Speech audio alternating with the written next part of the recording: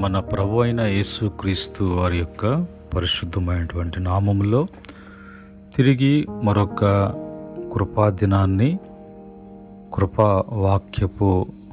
కృపావాక్య ధ్యానము దినాన్ని ప్రభు ఇచ్చినందుకై ప్రభుకు స్తుతులు స్తోత్రములు చెల్లిస్తూ ఉన్నాను. అలాగనే మరి ప్రతిరోజు కూడా కృపావాక్య ధ్యానములలో పాలిపంపులు కలుగుతున్నటువంటి బిడలకు ప్రభు పేరట వందనములు, ప్రభు పేరట శుభములు మీకు తెలియచేస్తూ ఉన్నాను.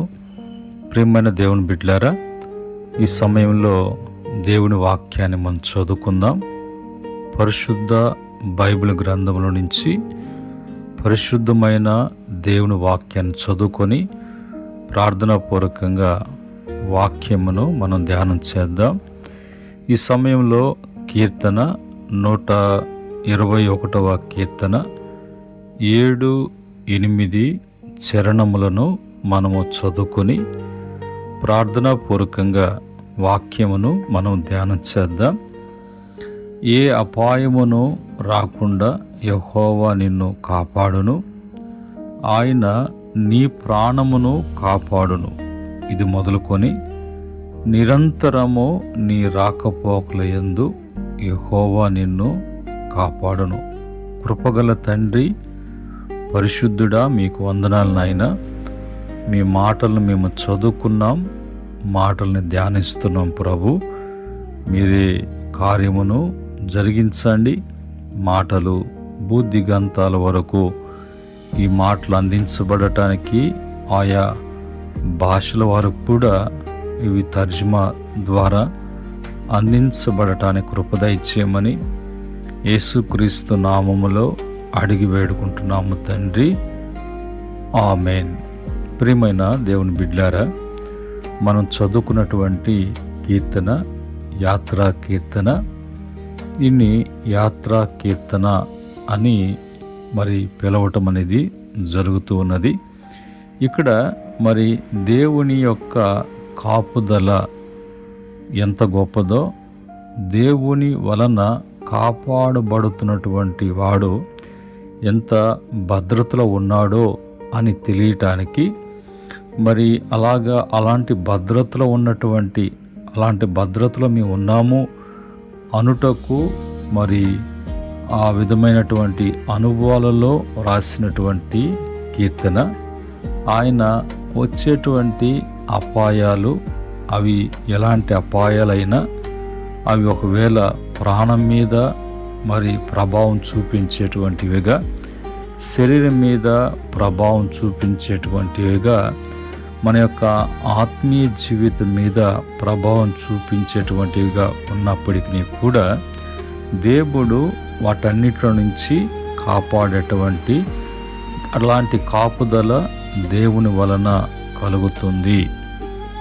ఆ కాపుదల అనేది మరి తాత్కాలికంగా 1-2 రోజులు జరిగి ఆ తర్వాత లేదు అన్నట్టు కాకుండా, దేవుని యొక్క కాపుదల ఆయన ప్రారంభించినప్పుడు నిరంతరము ఆ యొక్క కాపుదల నువ్వు రాకపోకలందు వెళుతున్న ఉద్యోగ నిమిత్తము కానీ, ప్రయాణ నిమిత్తం కానీ, పని బాటల్లో ప్రతి విషయంలో కూడా దేవుని యొక్క కాపుదల ఉంటుంది అన్నట్టుగా, అలాగా మాకు ఉన్నట్లుగా అలాగా అనుభవించామన్నట్లుగా వారు ఆ కీర్తన ఉంటుంది అన్నట్టుగా ఆ కీర్తన రాయబడి, ఈ కీర్తనను మరి ఎక్కడ పాడతారు, ఎప్పుడు పాడతారు, ఎవరు పాడతారు అనేది ఈ కీర్తన యొక్క బ్యాక్గ్రౌండ్లోకి మనం వెళ్ళినప్పుడు, ఆ యొక్క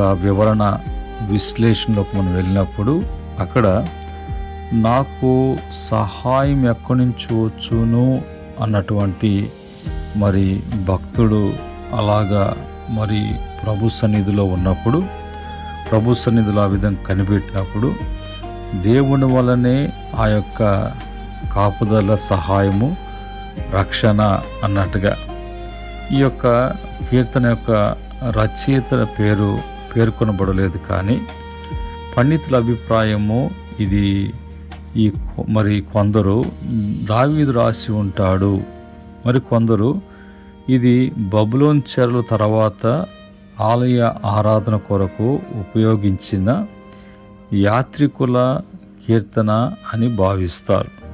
బైబిల్ దీనికి రచయిత పేరును ఇవ్వలేదు కాబట్టి ఖచ్చితంగా చెప్పలేనటువంటి పరిస్థితి. ఏ రకమైనటువంటి కీర్తన అని చూసినప్పుడు మరి ఈ కీర్తనలో 120 నుంచి 134 వరకు యాత్రికుల కీర్తనలు అని పిలువబడినటువంటివిగా ఉన్నాయి. అలాగనే మరి ఇది పైకి ఎక్కేటువంటి పాట, పైకి ఎక్కిపోవటానికి పాడేటువంటి పాటగా అలాగే ఈ పాటల్ని వాళ్ళు ఉపయోగిస్తూ ఉంటారు, అలాగ పాడుతూ ఉంటారు. ఇది ఎందుకు రాశారు, ఎందుకు రాయబడింది అని చూసినప్పుడు ఇశ్రాయేలు ప్రజలు సంవత్సరానికి 3 ప్రధాన పండుగలు టెంపుల్ ఇన్ జెరూసలేంలో ఈ యొక్క పండుగలు జరుగుతాయి. ఈ యెరూషలేముకు ఆ పండగలకి వీళ్ళు వెళ్ళాలి. ఆ పండగలకు వెళ్ళాలి అంటే ఏ పండగలకు వెళ్ళాలి అంటే పాస్కా, మరి పెంతెకోస్తు, గుడార్ల పండుగ. మరి వారు కొండ ప్రాంతాలకు ప్రయాణించేటువంటి వారు, కొండల గుండా మరి వాళ్ళు ఆ యొక్క యెరూషలేముకి వాళ్ళు ప్రయాణం చేసేటప్పుడు అక్కడ మరి ప్రయాణంలో దొంగలు, అడవి మృగాలు, ఎండ, రాత్రి ప్రమాదాలు, అలసట ఇలాంటి భయాలు ఉండేటువంటివి. అందుకే వాళ్ళు ఈ కీర్తన పాడేటువంటి వారు. దేవుడు మమ్మలను కాపాడుతాడు, రక్షిస్తాడు, మమ్మల్ని భద్రపరుస్తాడు అన్నట్టుగా. ఇది మరి ఖచ్చితంగా ఏ సంవత్సరంలో రాశారు అని పండితుల యొక్క మరి అభిప్రాయం ప్రకారంగా దావీదు కాలంలో క్రీస్తు పూర్వము మరి 1000 సంవత్సరాల ప్రాంతంలో రాసి ఉండొచ్చు. లేక రెండవదిగా బబులోను చెర తర్వాత క్రీస్తు పూర్వము 530 తర్వాత రాసి ఉండొచ్చు. ఆలయ ఆరాధనకు వెళ్తున్నటువంటి ప్రజలు దీన్ని ఎక్కువగా ఉపయోగించేటువంటి వారు, పాడేటువంటి వారు. ఇది చారిత్రక పరిస్థితులు చూసినప్పుడు యెరూషలేము సముద్ర మట్టానికి సుమారు 2500 అడుగుల ఎత్తులో ఉండేది. అందువలన మరి బైబిల్ ఎప్పుడు కూడా యెరూషలేముకు ఎక్కుట అని చెబుతూ ఉన్నటువంటిదిగా, ప్రయాణం చాలా ప్రమాదకరమైనటువంటిదిగా ఉండేది. ఈ యొక్క మరి కీర్తన యొక్క రాయబడినటువంటి ఉద్దేశము దేవుడే మన నిజమైనటువంటి కాపరి అని నేర్పుట కొరకు. మన సహాయము మనుషుల నుండి కాదు, కొండల నుండి కాదు, విగ్రహాల నుండి కాదు, సర్వ సృష్టికర్త అయిన దేవుడి నుండి వస్తుంది అని తెలుసుకోవటానికి. మరి ఇందులో ముఖ్యమైనటువంటి విషయం ఏంటంటే యెరూషలేము యెహోవాయే మనలను కాపాడువాడు, the Lord is our keeper అనేటువంటి ఇది ముఖ్యమైనటువంటి విషయముగా. మరి ఇందులో మరి ముఖ్యమైనటువంటి పదంగా చూసినప్పుడు మరి కాపాడుట అనే మాటని ఈ కీర్తనలో 6 పర్యాయములు వాడబడ్డాయి. దీని హీబ్రూ పదంలో షామార్ అనేటువంటి పదాన్ని వాడారు. అర్థాలు కాపాడుట, కాచుట, గమనించుట, భద్రపరచుట, సంరక్షించుట అనేటువంటి అర్థాలు పలికేటువంటిదిగా ఈ పదానికి. అన్నీ మరి దేవుని యొక్క ఆ విధంగా దేవుని యొక్క కాపుదల ఉంటుంది అన్నట్టుగా. ఈ యొక్క వచనాల విశ్లేషణ చూసినప్పుడు నా కన్నులు కొండల తట్టు ఎత్తుచున్నాను అన్న మాటకు నాకు సహాయం ఎక్కడి వస్తుంది అన్నప్పుడు మరి వెంటనే బైబిల్లో నుంచి దానికి సమాధానం, నాకు సహాయము యెహోవా నుండి, ఆయన ఆకాశమును భూమిని సృజించినటువంటి వాడు కాబట్టి సహాయము ఆయన నుంచే. నీ పాదములో తొట్టిల్లనీయుడు. ఎవరు తొట్టిల్లనీయుడు అంటే దేవుడు మన అడుగులను స్థిరపరుస్తాడు. 4వ చరణంలో ఇశ్రాయేలును కాపాడువాడు కొనకొడు, మనుషులు నిద్రపోతారు, దేవుడు ఎన్నడూ కూడా నిద్రపోడు, కనుక ఆయన కాపుదల ఉంటుంది. యెహోవాయే నీకు నీ కాపరి అని 5వ చరణంలో చెప్పినట్లుగా ఇది మొత్తం కీర్తనలో కేంద్ర సందేశముగా ఆయనే కాపరి. 6వ చరణంలో పగలు సూర్యుడు రాత్రి చంద్రుడు అంటే ప్రతి సమయంలో దేవుడు కాపాడుతాడు.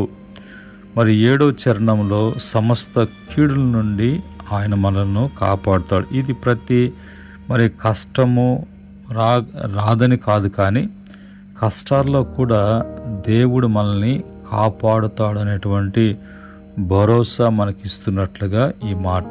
8వ చరణంలో నీ రాకపోకలలో, ఇంటి నుండి ఉద్యోగానికి, ప్రయాణంలో, సేవలో, ప్రతి అడుగులో దేవుని యొక్క కాపుదల ఉంటుంది.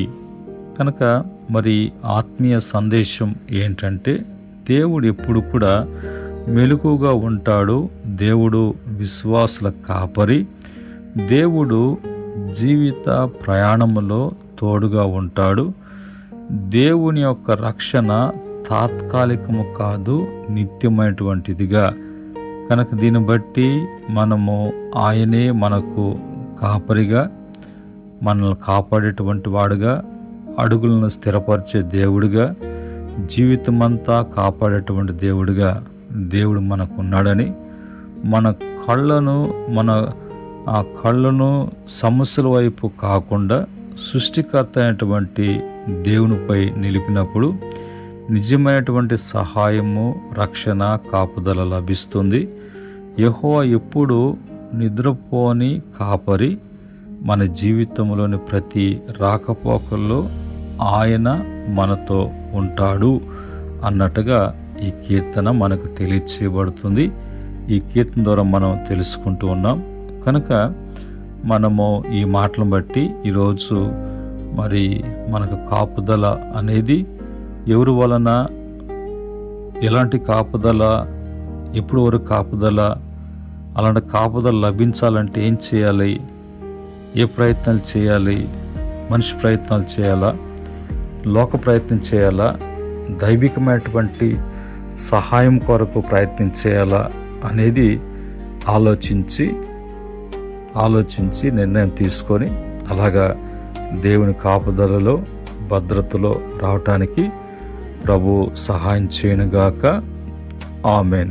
పరిశుద్ధుడైనటువంటి తండ్రి, కృపగలైనటువంటి మా దేవ, ఈ దినము మీరు మాట్లాడినటువంటి మాటలను బట్టి మీ కాపుదల మరి మానవునికి ఎంత అవసరమో, మీ కాపుదలలో లేకపోతే, మీ కాపుదల కానీ ఉండకపోతే మరి ఎలాంటి అపాయాలు, ప్రమాదాలు, కీడులు, ప్రాణభయాలు కలుగుతాయో వాటన్నిటి నుంచి కాపాడేటువంటి మంచి కాపరిగా ఉన్నారని భరోసా ఇస్తూ మీరు చెప్పినటువంటి మాటలు బట్టి స్తుతిస్తున్నాం. ఇవి ప్రభు ప్రతి బిడ్డ విని బలపడటానికి సరి చేసుకున్న కృప యేసుక్రీస్తు నామంలో అనుగ్రహించమని, బలపరచమని, ఈ దిన ప్రయాణంలో బిడలకు మీ కాపుదలు ఉంచమని యేసు నామంలో అడిగి వేడుకుంటున్నాము తండ్రి. ఆమెన్. పరమందు తండ్రి ప్రేమ, కుమారుని కృప, పరిశుద్ధాత్మక సహవాసం ఈ మాటలు వింటున్న బిడలకును, ఈ పరిచర్యకును, సకల పరిశుద్ధులకును, ఆయన దాసులకును సదా తోడే ఉండి నడిపించునుగాక. దైవాశీస్సులు మీ కలుగునుగాక. ఆమెన్.